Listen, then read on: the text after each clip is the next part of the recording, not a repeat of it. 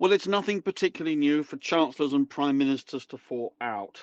Margaret Thatcher fell out spectacularly with her chancellor Nigel Lawson when he became very jealous of her economics advisor in number 10 Downing Street, Sir Alan Walters, an intellectual like Cummings. Unlike Cummings, he didn't wear a beanie hat and he didn't erupt vituperatively on Twitter. But when it came to a battle between the two, Lawson resigned. Tony Blair and Gordon Brown fell out repeatedly. Gordon Brown constantly tried to undermine Tony Blair. Tony Blair would have loved to have fired him, but he daren't fire him because he was scared of Brown's power on the back benches.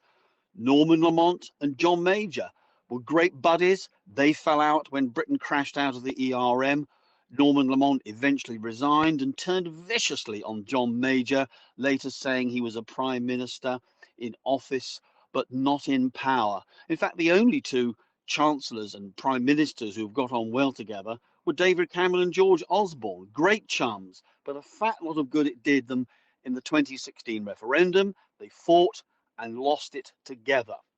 But the critical difference here is if you compare this with Margaret Thatcher, for example, when Nigel Lawson resigned, Margaret Thatcher was already a fading force. She was gone within 3 years.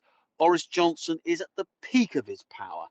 And Sajid Javid, a good chancellor, I think, but the idea that he's going to be a threat from the backbenches is a non-starter. So I don't think this will be of long-term damage to Boris Johnson, other than insofar as he apparently promised Sajid he'd keep his job.